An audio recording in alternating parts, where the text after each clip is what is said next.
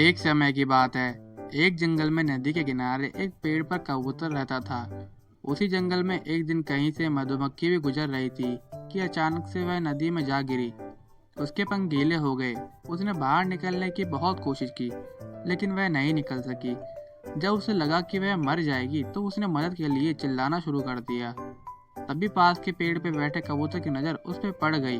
कबूतर ने उसकी मदद करने के लिए तुरंत पेड़ से उड़ान भर ली। कबूतर ने मधुमक्खी को बचाने के लिए एक तरकीब सोची।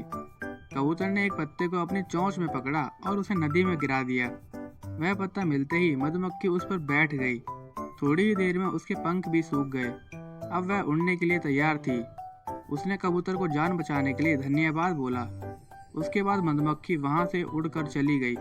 इस बात को कई दिन बीत चुके थे।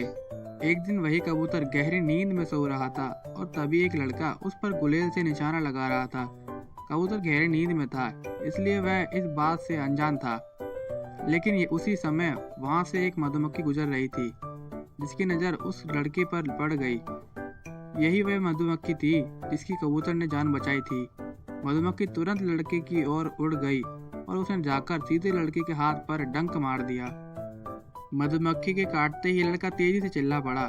उसके हाथ से गुलेल दूर जा गिरी। लड़के के चिल्लाने की आवाज़ सुनकर कबूतर की नींद खुल गई।